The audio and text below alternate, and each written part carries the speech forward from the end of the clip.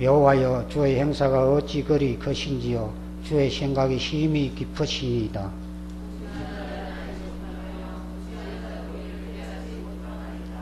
악인은 풀같이 생장하고 죄악을 행하는 자는 다 흥황할지라도 영원히 멸망하리이다.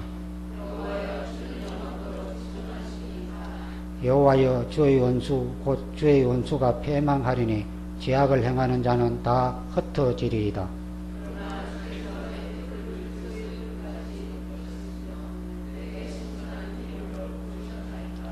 내 원수의 보응받는 것을 내 눈으로 보며 일어나 나를 치는 행악자에게 보응하심을 내 귀로 들었도다.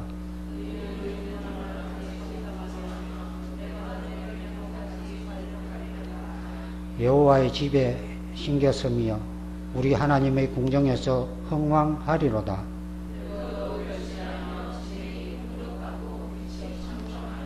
다 같이 읽겠습니다. 여호와의 정직하심을 나타내리로다. 여호와는 나의 바위시라. 그에게는 불의가 없도다. 아멘. 이 시간 목사님 나오셔서 예배의 즐거움이란 말씀드리겠습니다. 많은 은혜 받으시고.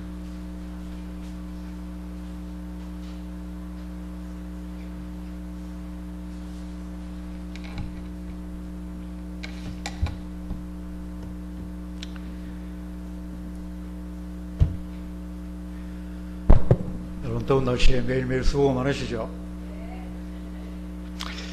그래, 우리가 해마다 태풍이 좀 지나가기를 늘 바라왔는데 올해는 유난히 태풍이 한번 오기를 기다리는 좀 이런 아이러니한 현상이 생기고 있습니다.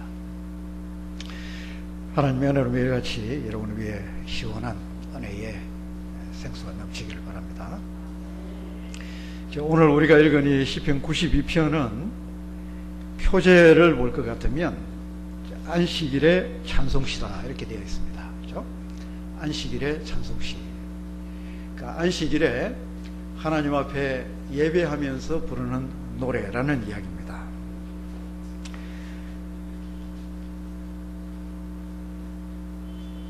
우리가 잘 아는 제 말씀이 1절로 3절까지 좀 뭉뚱그려져 있는데, 아침에 주의 인자하심을 나타내며 밤마다 주의 성실하심을 베풀미 좋으니이다. 여기 말하는 아침, 여기 말하는 저녁, 우리가 매일같이 살아가는 아침 저녁을 생각할 수 있겠지만은, 그러나 이 시가 특별히 안식일을 위한 노래다라는 것을 생각하면은 안식일의 아침에 예배에 참여하면서 하나님의 인자를 생각하라는 거죠. 여기 인자라는 단어는 히브리어로 헤셋이라는 단어인데, 이것은 하나님과 그의 백성 사이에 언약적인 사랑을 나타냅니다. 하나님께서 그의 백성에게 베푸시는 특별한 언약의 사랑을 이야기를 하는 거죠. 또 안식일의 저녁에 주의 성실하심을 생각하라는 것입니다. 여기 성실하심이란 말은 에멧이라는 단어인데 특별히 언약적인 신실함을 가리킵니다. 그러니까 이 시인은 안식일 아침부터 저녁까지 주의 전에 머물면서 하나님과의 언약적인 관계를 하루 종일 묵상하고 있는 거죠. 하나님의 그 언약적인 사랑을 생각하니까 너무너무 감사하고, 하나님의 그 언약적인 신실함을 생각하니까 마음속에 찬양이 끊이지를 않는 것입니다. 그래서 이 시는 우리에게 예배의 즐거움을 일깨워주는 시편입니다. 근데 이 시의 제일 첫 번째 단어가 우리 번역에서는 할 수 없이 좀 바뀌어져 있지만은 제일 끝에 나타나고 있는 이 단어입니다. 좋으니이다. 히브리어로 토브라는 단어인데 좋다, 좋다. 근데 이 시가 토브, 좋습니다 라는 단어로 시작을 하고 있습니다. 매우 강조적 표현 방법이죠. 그러니까 우리가 조금 의역을 해서 옮겨보면은 이렇습니다. 참 좋습니다. 어찌 이리 좋습니까? 뭐가 좋은가? 아침에는 주의 언약적인 사랑을, 그리고 저녁에는 주의 언약적인 신실하심을 선포하면서 지존자 되신 하나님을 시편금과 비파와 수금의 정숙한 소리로 감사하고 찬양하는 이 일이 어찌 이리 좋은지 모르겠습니다. 이렇게 노래를 하고 있는 거죠. 예배가 우리에게 참 즐거움이다, 좋은 것이다 라는 것을 일깨워 주고 있습니다. 우리가 주님 앞에 예배하러 나아가는 그것이 여기 이 시인이 노래하는 것처럼 좋습니다, 참 좋습니다, 너무 좋습니다, 이렇게 좋을 수가 없습니다. 여러분 마음속에 그런 마음이 생기는 그것이 하나님의 큰 축복인 줄을 믿습니다. 우리가 하나님 앞에 나아가는 것, 하나님의 언약적인 사랑과 그의 신실하심을 마음속에 묵상하면서 그것을 인하여 하나님께 찬양과 감사를 돌려드리는 그것이 우리 모두의 진정한 즐거움인 것입니다. 저는 며칠 전에 제 옛 은사이기도 하시고 또 제 결혼식 주례를 해주신 분이기도 하십니다. 화란인 교수 선교사이신데 고재수 호체스라는 분의 책을 꺼내서 모처럼 읽어보았습니다. 화란의 개혁교회의 어머니들이 주일 아침이 되면은 특식을 마련을 합니다. 그럼 자녀들이 묻습니다. 엄마, 오늘 무슨 날이에요? 오늘 무슨 날인데 이렇게 맛있는 음식을 준비했어요? 그러면 어머니가 답하는 거죠. 오늘은 하나님 앞에 예배하러 가는 즐거운 날이지 않니? 그 즐거운 날이기 때문에 이렇게 맛있는 음식 우리 함께 먹자꾸나. 이렇게 해서 아침에 맛있는 특식을 마련해서 함께 먹고 하나님 앞에 나아가서 예배합니다. 저는 그분의 가정에서 한 2년을 함께 살았습니다. 그래서 이런 주일에 모든 지내는 절차들을 생생히 속속들이 잘 압니다.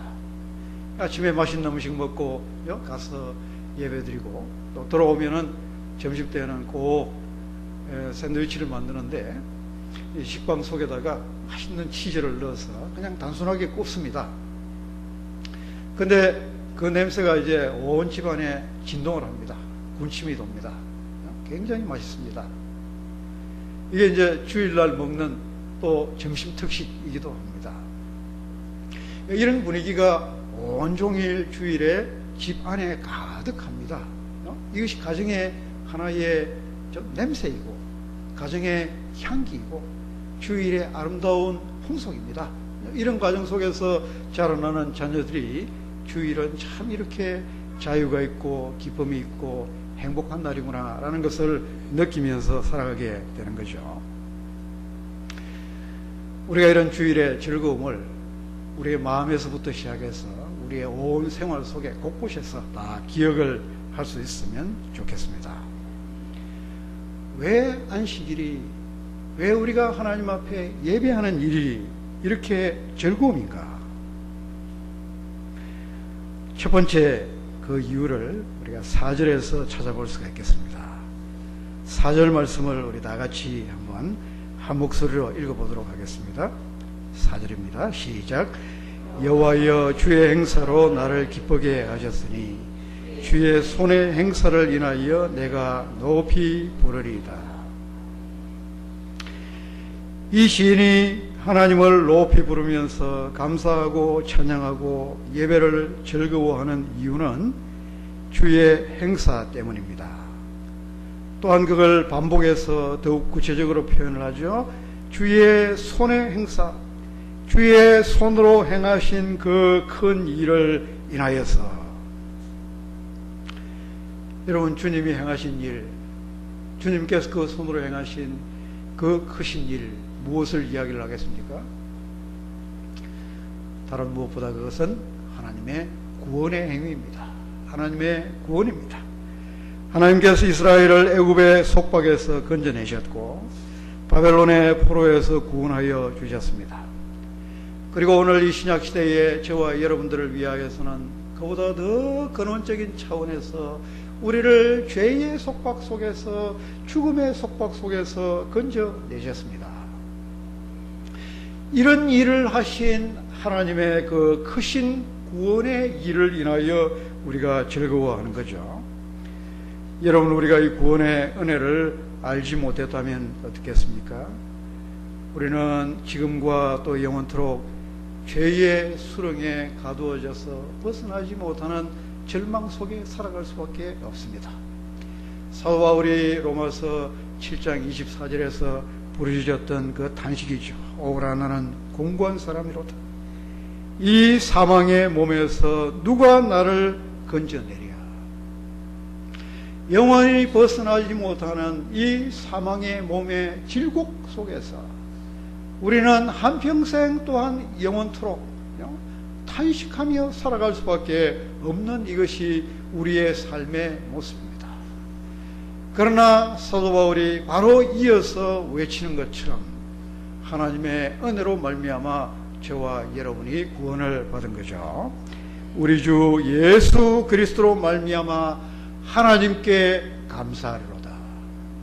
이 하나님께서 그리스도 안에서 우리를 건져주시는 이 큰 구원의 일을 행하심으로 말미암아 저와 여러분이 하나님을 찬양하고 하나님을 높이는 이런 새로운 삶을 살 수 있도록 만들어 주신 거죠.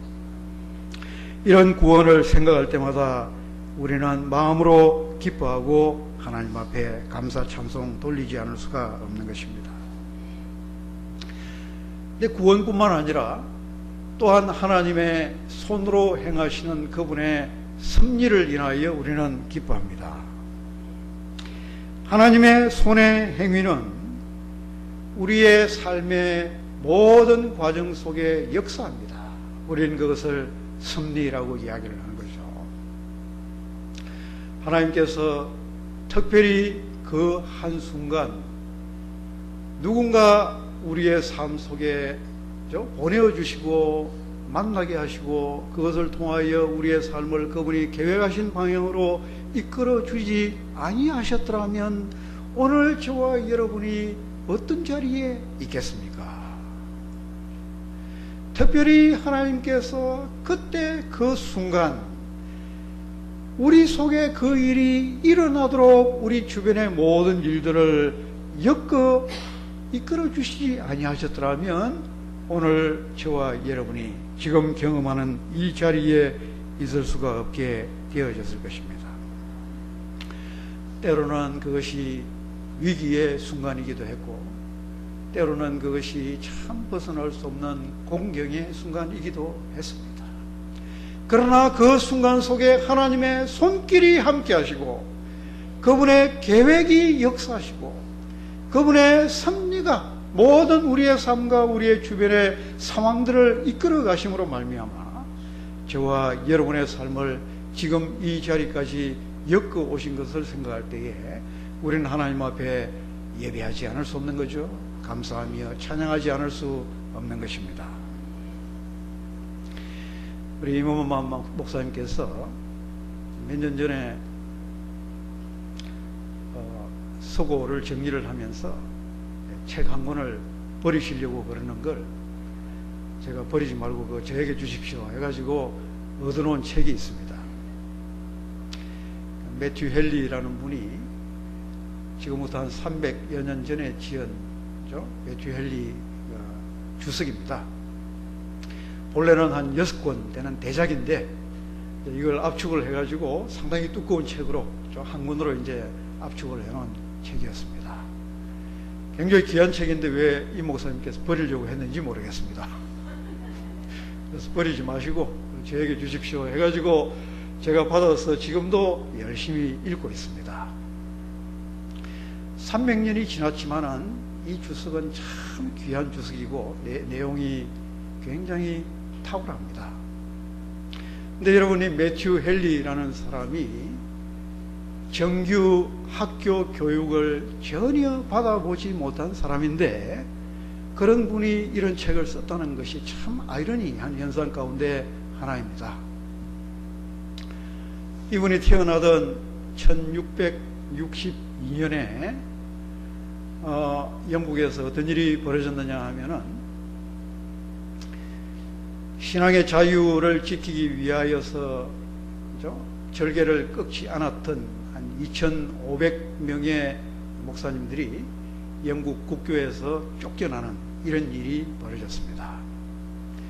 이때 매튜 헨리의 아버지였던 필립 헨리라는 분도 그런 신앙의 자유를 지키기 위해서 절개를 지키다가 결국 임지에서 쫓겨나고 말았습니다. 하루아침에 생계도 유지하기 어려운 그런 상황 속에 빠지고 만 거죠. 자녀들을 교육시킬 엄두를 낼 수도 없는 상황이었습니다. 한적한 시골로 물러나서 그 아버지가 한 일은 비록 내 가족밖에 안 되는 이 교인들이지만은 그러나 이 교인들을 위하여 최선을 다해서 내가 목회를 해야 되겠다. 그래서 자녀들을 신앙으로 교육하는 일에 최선을 다했습니다. 그 자녀들을 앉혀놓고 고전어를 가르쳤습니다. 매튜 헨리는 아버지가 성심성의껏 설교하는 그 설교를 들으면서 성경 주석하는 법을 배웠습니다. 그의 아버지 필립 헨리는 옥스퍼드 대학을 졸업한 아주 탁월한 설교자였습니다. 그러나 한순간에 신앙을 지키기 위하여 모든 것을 잃어버리고 만 거죠. 그러나 대신에 이 아들들 붙잡고 열심으로 가르쳤습니다. 매튜 헨리가 한동안 이제 런던에 가 계시던 아버지에게 쓴 편지 하나가 남아 있습니다. 그 편지에 보면 이런 문구가 적혀 있습니다. 아버지, 저는 매일같이 아버지가 가르쳐 주신 것처럼 라틴어로 된 원전 한 페이지를 읽고 있습니다. 그리고 매일같이 신약 성경 헬라어로 몇 구절을 꼬박꼬박 학습하면서 읽고 있습니다. 아버지가 돌아오실 때까지 계속 저는 이렇게 할 것입니다. 여러분, 이게 19살 때 쓴 편지도 아니고 9살짜리가 쓴 편지입니다. 이미 9살 때에 이 매튜 헨리는 라틴어를 다 원전으로 읽을 수 있었고 신약 성경을 원전으로 읽을 수가 있었습니다. 어찌 보면 그 가정으로나 또 영국의 역사 속에서 가장 암울했던 그 한 시기였지만은 하나님은 그분의 놀라운 섭리의 손길 가운데서 이런 특출한 주석가를 준비시키시고 또 배출하여 놓으셨던 거죠. 저는 이 한 사람의 일만 아니라고 봅니다. 저와 여러분의 삶 가운데서 하나님께서 동일하게 역사하시고 섭리하시는 것을 믿습니다. 때때로 우리의 눈에 들지 않는 그런 상황, 우리의 마음이 별로 반기지 않는 그런 상황, 우리에게 시련과 고통이라고 생각되는 그런 순간들 얼마든지 다가올 수 있습니다. 그러나 하나님의 섭리를 믿으시기를 바랍니다. 그분의 손길을 믿으시기를 바랍니다.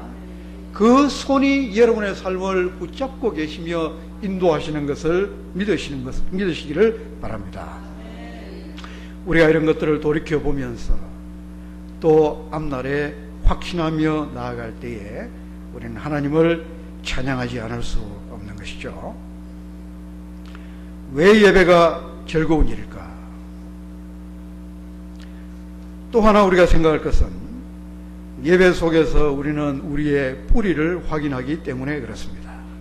우리가 어디에 심겨진 사람인가 하는 거죠. 12절, 13절 말씀을 우리 같이 읽어보도록 하십시다. 12절, 13절 시작. 의인은 종려나무같이 번성하며 레바논의 백향목같이 발육하리로다. 여호와의 집에 심겼으며 우리 하나님의 궁정에서 흥왕하리로다. 여기 보면 하나님의 백성, 예배자를 가리켜서 종려나무다, 또 레바논의 백향목이다, 이렇게 표현을 하고 있습니다. 그런데 이 종려나무 레바논의 백향목 같은 우리 예배자 하나님의 백성이 어디에 심겨 있습니까? 여호와의 집에 심겨 있습니다. 하나님의 궁정, 하나님의 성전 그 뜰에 심겨 있습니다. 나무는 어디에 심겨 있느냐가 이게 중요하지 않습니까? 아무리 나무가 오래가고 튼튼한 나무이지만 잘못 심겨지면 오래 갈 수도 없습니다. 생장 발육할 수가 없습니다.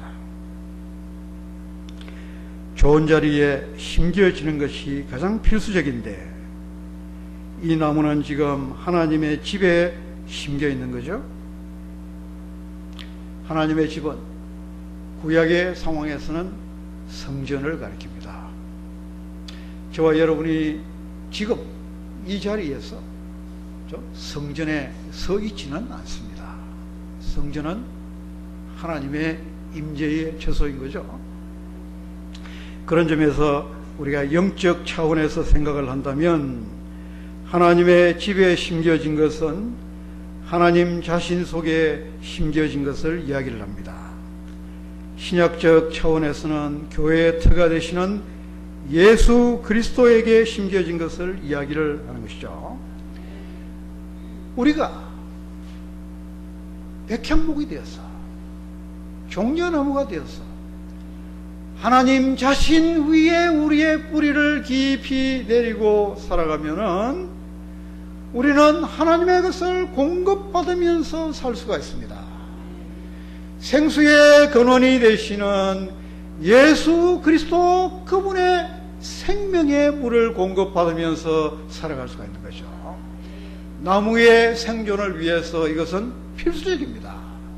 이것을 잃어버리면 나무는 그 길로 말라 죽고 맙니다. 예레미야 17장 8절의 말씀은 우리 성도의 자리와 위치를 너무나 생생히 잘 표현해 주고 있지 않습니까? 그는 물가에 심어진 나무가 그 뿌리를 강변에 뻗치고 더위가 올지라도 두려워하지 아니하며 그 잎이 청청하며 가무는 해도 걱정이 없고 결실이 그치지 아니함 같으리라. 그는 누구입니까? 이 그는 하나님 예배자를 가리킵니다. 하나님 백성을 가리킵니다. 예레미야 17장의 문맥 속에서 볼 때는 하나님을 바라보고 하나님을 의뢰하는 사람을 가리킵니다. 교만한 자들, 악인이 가는 그 길을 따르지 않는 사람을 가리킵니다. 이 사람이 물가에 그 뿌리를 깊이 내리고 생명의 근원으로부터 그 모든 공급을 받고 살아가기 때문에 더위가 오는 것도 두렵지 않는 거죠. 그 속에서도 그 잎이 푸르고 청청하며 열매 맺는 삶을 살아갈 수가 있는 거죠. 이것이 예배자입니다. 이것이 뿌리 깊은 나무인 저와 여러분의 삶의 모습입니다. 여러분을 항상 하나님의 뜰에 뿌리를 깊이 내리고 생수의 근원을 받고 살아가는 종려나무로 백향목으로 그렇게 아름답게 그리면서 살아갈 수 있기를 바랍니다. 그런데 우리가 한 가지 더 주목하고자 하는 것은 여기 나무에 대해서 이야기를 하는데 시편 속에는 굉장히 묘한 하나의 대조가 나타나고 있습니다. 나무와 풀의 대조입니다. 나무와 풀의 대조입니다. 여러분 7절을 한번 보십시오. 풀이 나오죠? 어떤 사람이 풀입니까? 악인입니다. 그렇죠? 죄악을 행하는 자입니다. 악인은 풀같이 생장하고 흥왕할지라도 여러분 우리가 풀이 자라는 것을 잘 알지 않습니까? 풀은 봄에 비가 한번 내리면은 순식간에 자라납니다. 그리고 온 지면을 덮습니다. 너무너무 잘 자랍니다. 그래서 많은 사람들이 생각합니다. 어쩌면 저렇게 잘 자랄까? 그렇죠? 그런데 중요한 것은 기다려야 된다. 끝까지 가봐야 된다. 이 풀이 자라는 것을 생각하고 많은 사람들이 미혹에 빠지는 거죠. 악인이 저렇게 잘 되는구나. 그럼 우리도 악인이 되어야 저 풀처럼 이 세상 속에서 흥왕하는 것이 아닌가? 우리가 미혹에 빠지고 순간 착각에 빠지는 수가 있습니다. 그러나 기다려야 되는 거죠. 결말을 봐야 되는 거죠. 여러분, 풀의 결말이 어떻습니까? 한동안 성장하고 흥왕하는 것 같지만 오래가지를 않는다는 거죠. 가을이 오고 겨울이 오면 순식간에 말라버립니다. 바람에 흩날려서 어디로 갔는지 찾아도 찾을 수가 없게 되어버립니다. 이것이 풀의 운명입니다. 성경은 나무와 풀을 이처럼 명백하게 대조시키고 있는 거죠. 하나님의 백성은 나무입니다. 나무입니다. 저와 여러분이 생수의 근원 되신 예수 그리스도 그분 위에 뿌리를 내리고 흔들리지 않는 나무가 되어서 살아가시기를 바랍니다. 예배자는 이 세상에서 풀로 사는 사람들이 아니라 나무로 사는 사람들인 것을 굳건히 믿으시기를 바랍니다. 근데 중요한 것은 우리가 어디에 뿌리를 한 번 내리느냐라는 것이 나 자신에게만 국한되지 않는다는 것입니다. 우리가 시냇가에 곧 하나님 자신 속에 뿌리를 잘 내리게 될 때에 우리의 후대의 자손의 자손의 자손들까지도 다 복을 받게 되는 것을 믿으시기를 바랍니다. 여러분, 이것을 생각할 때에 참 좋지 않습니까? 참 좋죠? 그래서 이 시는 좋습니다. 토브, 그렇게 시작을 하고 있는 거죠. 한 가지만 더 간단하게 생각을 해보고자 합니다. 왜 예배가 즐겁고 좋은 일인가? 그 예배는 배가 되는 은혜가 있기 때문에 그렇습니다. 우리가 1절 3절을 보면은 아침에 주의 인자하심을 나타내고 밤마다 주의 성실하심을 베풀미 좋으니라 그랬는데, 여기 나타내며 또는 베푼다, 이 단어가 선포한다 라는 단어입니다. 그 꼭 같은 단어가 15절에 보면은 마지막 절에 여호와의 정직하심을 나타내리로다, 나타낸다라는 단어가 나오죠. 나타낸다. 그러니까 꼭 같은 단어, 나타낸다. 이 단어가 첫 부분에 딱 자리 잡고 있고, 또 20편을 마감을 하면서 마지막 부분에 자리 잡고 있죠. 시작과 끝을 같은 공통적인 단어를 가지고 묶어내는 이런 방식은 하나의 문학적인 시적인 표현의 방식입니다. 그래서 이 시는 선포에서 시작을 해서 또한 선포로 끝을 맺고 있습니다. 1절과 3절에서 선포하는 것은 뭡니까? 아침에는 주의 언약적 사랑을, 저녁에는 주의 언약적 신실하심을.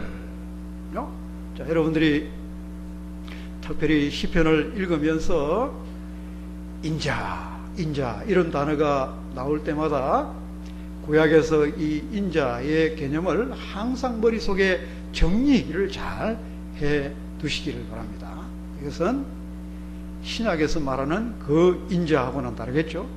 신약의 복음서에서는 예수님께서 자기 자신을 가리켜서 인자라고 표현을 했는데, 우리가 미가서 6장 같은 데서 인자를 사랑하며, 어떤 사람이 퀴즈를 냈대요.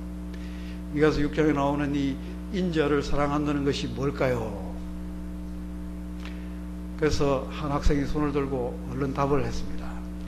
예, 그것은 예수님을 사랑한다는 것을 말합니다. 왜 이 학생은 그렇게 생각했냐면은 신약의 인자하면은 예수님이니까, 그래서 구약의 인자도 예수님 아니겠습니까? 이렇게 생각을 한 거죠. 그게 아니고, 여러분이 구약을 읽으시면서 특별히 신약 저 시편 속에 이 인자, 때로는 인애, 때로는 사랑, 이런 방식으로 다양하게 표현은 바뀌지만 다 하나입니다. 다 공통적인 단어입니다. 헤셋라는 단어인데 이것은 하나님께서 언약, 백성에게 베풀어 주시는 하나님의 이 언약적 사랑을 나타냅니다. 하나님의 무조건적인 은혜를 표현을 하는 거죠.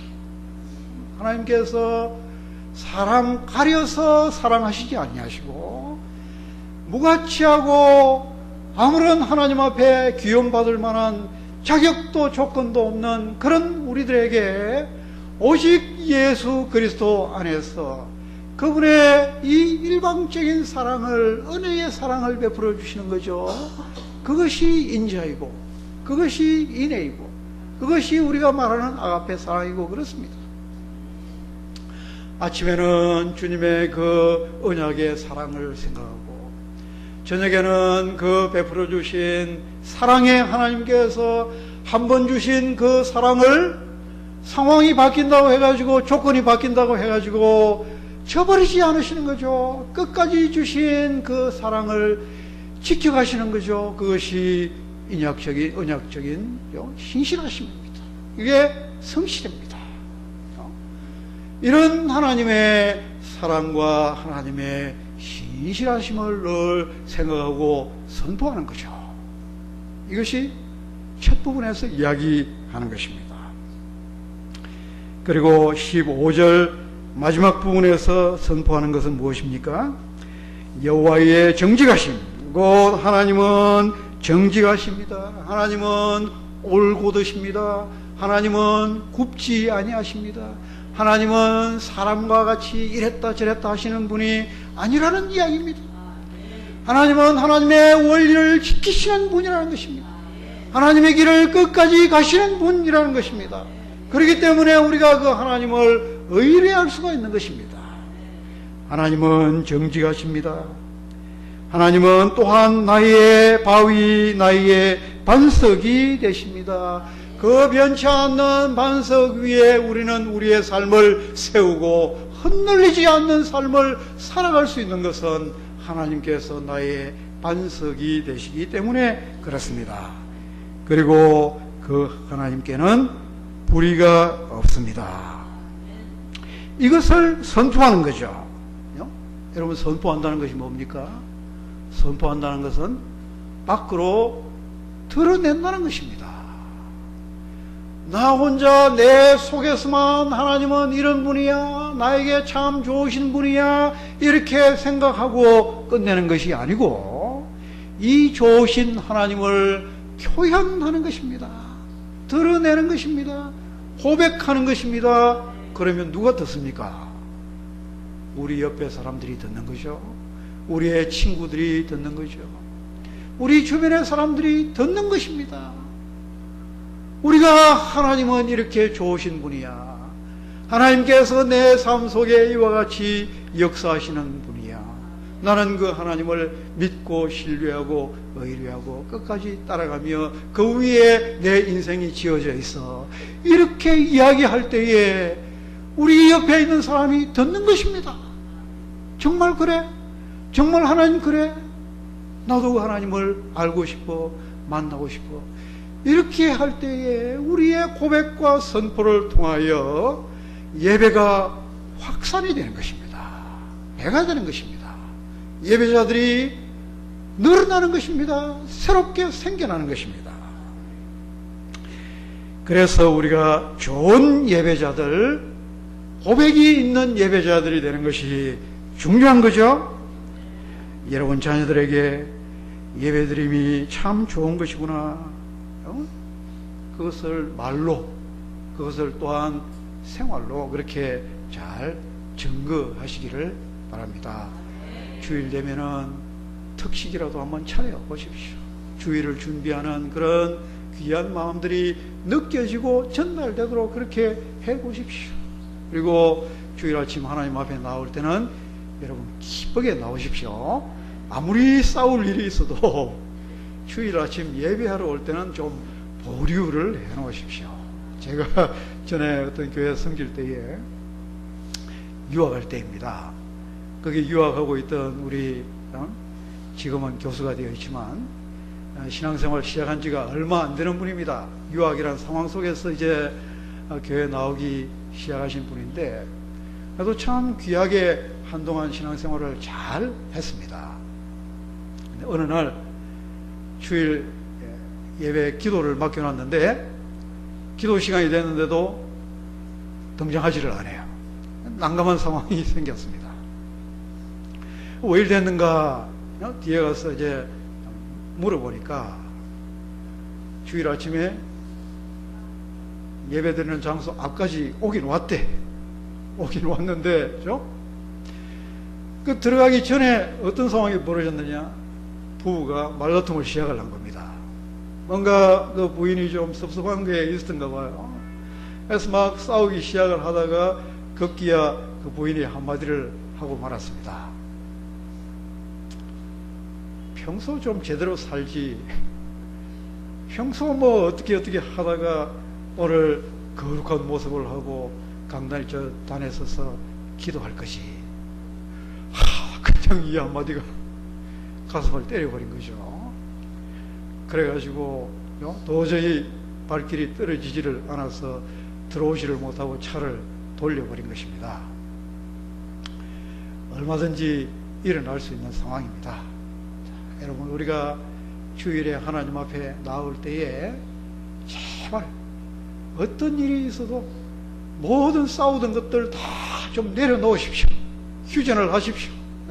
근심 걱정거리 있는 것들 다 내려놓으십시오. 기대하면서 나아오십시오. 사모하면서 나아오십시오. 비록 우리가 살아가면서 온갖 모양으로 마음에 무거운 짐도 있고 마음에 들지 않는 모습도 있고 서로 격차면 한 바가지 그냥 긁을 게 얼마나 많습니까? 그런 것들 가지고 나오지 마십시오. 하나님 앞에 나와서 하나님께서 이런 나라도 어떻게 회복시켜 주시며 어떻게 새롭게 만들어 주시며 어떻게 어제보다 좀 더 나은 삶을 내일 살 수 있도록 은혜 베풀어 주실까 생각하면서 그 하나님을 바라보면서 나오십시오. 감사를 가지고 나오고 마음속에 감사할 것들을 잘 챙겨서 나오시고 여러분 삶을 돌아보면서 나오시고 하나님께서 그 손길로 이제까지도 내 삶을 엮어서 지금 이 자리까지 나올 수 있도록 만들어 주신 것, 생존할 수 있도록 만들어 주신 것, 내 삶에 열매가 있도록 만들어 주신 것, 앞날에 소망과 기대가 있도록 만들어 주신 것, 그것들 생각하면서 하나님 앞에 감사로 나오십시오.